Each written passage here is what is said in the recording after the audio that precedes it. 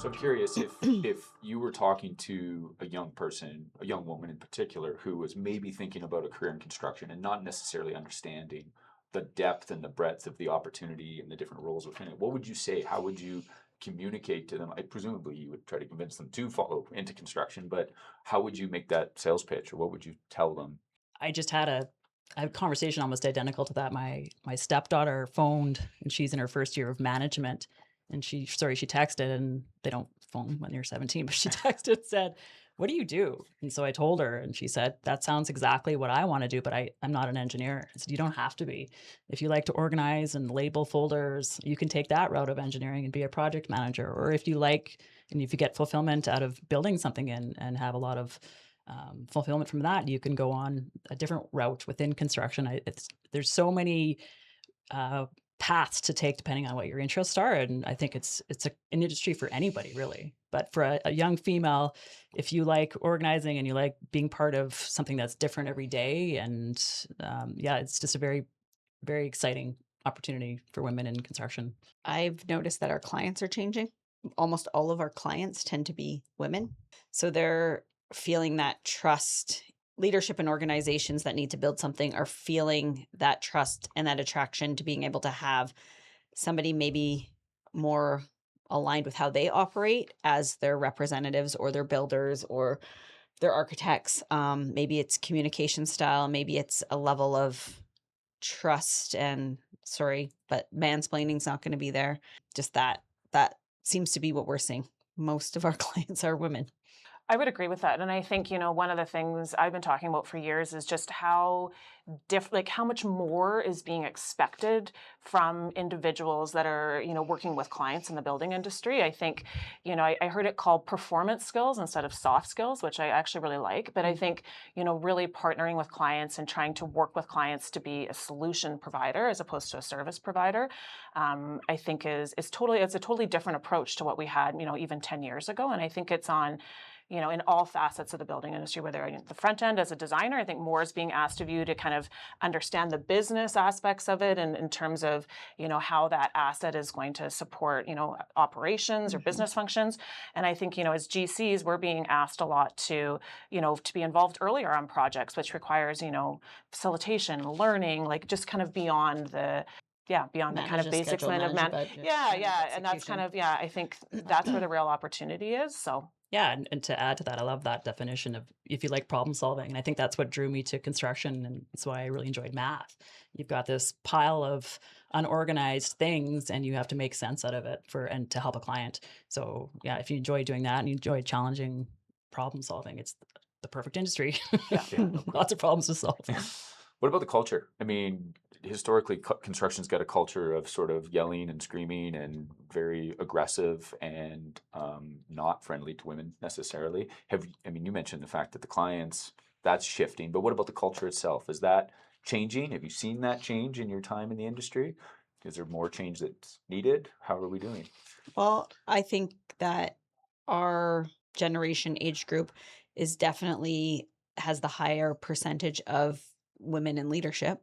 I never have had a female boss in 20 plus years. I've always reported to men. I think that there is a different sometimes a misunderstanding of working moms when you have a male manager. I've had roles where I've been at the same level as 12 men. I'm the only one with a child, and I'm the only one with two working parents. Mhm. But I think that now, 13 years ago, that's really evolved since then. I think the two working parent is become the norm now. You're not having that situation.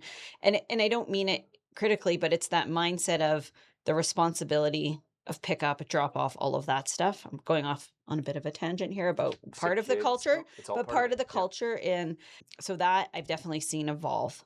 That said, there is still some groups, cultures, organizations where there's the trips and the hockey games and that kind of stuff. It still exists, but I think we've been pretty adamant about not caring and doing our own shit. Yeah. Because it's hard to, and I think maybe after finding these two, it's like, now we know why they do it. They work together, they enjoy each other. So why not go out to a hockey game or on a trip together. I mean, maybe if our schedules were a little bit more flexible, we would probably do that too. Yeah. But so I feel like for me personally, my understanding of what has led into those types of things where I felt to be a bit excluded before has I've become a bit more aware of maybe why that's happening. The yelling and screaming in the roles I've had, I don't see it a ton. So I think you guys could probably talk to it a bit more. But the last piece too is if you're in a role of leadership and you don't like for the role I do, you're leading the project as well. So not only are you providing leadership within your company, you need to provide the leadership to the project and set the tone. And if it's coming from the top that yelling and screaming isn't going to happen on the job, then that's probably why it's not happening. I mean, you're in the actual execution stage, Carly, a lot more. So what do you see? Huge changes to your question over however many years from the yelling and screaming, because that was the norm, or the sunshine girl posters in the trailer. Like it's happened so slowly that I've forgotten how much progress there has been. So that it definitely has changed in big ways without even realizing it.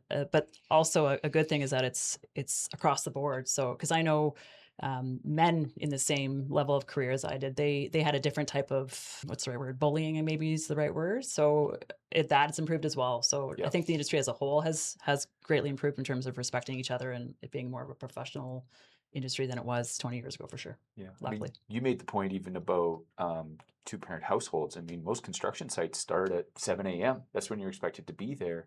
I mean, I drop kids off in the morning. I wouldn't be able to make that work. And that just doesn't accommodate people who have to make lunches and drop kids and that kind of thing, right? And so some of that stuff is starting to shift as well, or change, or there's a little more accommodation for it. Yeah. And small movements. I have an example. There was an executive meeting that used to happen at 7 a.m. from my Ottawa office, and so I have to drop my son off at school. And that same person that switched the meeting without even asking questions why asked me why I felt that there weren't more women in VP roles. And I said, it's hard. You can't make the 7 a.m. executive meetings because you're dropping your kids off. So just that one small calendar change that he did without even flinching, that'll make it a lot easier for women to move into more executive roles. So Yeah. it's we have to be part of the change as well, whether we realize it or not. What about on the architecture side? I mean, I know that's where you've come from. So was the culture the same or different as sort of the broader construction industry? I mean, I think it's different because, in architecture, you're dealing with, just, I hate to say it, but like you're dealing with employees that have gone through a master's program. Like, there's a very professional, very kind of regulated path. So it's definitely different. But that being said, I do think even there, like to your point about, children and families, and I think I saw a lot of obstacles with some of my employees, navigating that. And the other piece too, I always say is that like Carly, you said, you forget, right? And you do forget. And I also think like sitting here now, I'm in a huge position of privilege. And because I'm a more powerful, competent person from all my experience now, like the things that used to happen to me 15 years ago, 20 years ago, don't happen anymore because I just wouldn't tolerate it. But that's also, I have the ability and the power to set boundaries and create, and to create those environments, whereas before I didn't, right? So is the culture different, or is your place as people who have got power and influence different within the same culture? It's both, but it still has a long ways to go. Like even when I look at, years and years and years ago, I used to work in oil and gas, like they've made way huger strides than construction has. Okay. So what does it need to look like? What's the low-hanging fruit here that would make it different or better? For me, just based on personal experience, it's the inclusivity. It's making the golf trips or the 7 a.m. executive meetings available for us. We can't go on a golf weekend because we've got other commitments, and or else why would we want to go on a golf trip with six men, right? So it's making those small changes. Golf tournaments, for example, we're all sick of the golf tournaments. Make it more inclusive to people that don't golf or have no interest in it. It's just making those small changes in the industry that will allow us to be part of those executive conversations at the golf course and making the deals on the golf course. It's those small changes, I think, that need to continue happening. And I think by using your voice to make that known that those are the changes that need to happen. I worked for an organization that head office was in Toronto, and they would 3 days notice be like, oh, we're going to do this director's leadership thing. Can you make it? Yeah. And if I had 3 weeks notice, 100% I could make it work. 3 days notice, it doesn't happen. So you're being left out of that conversation.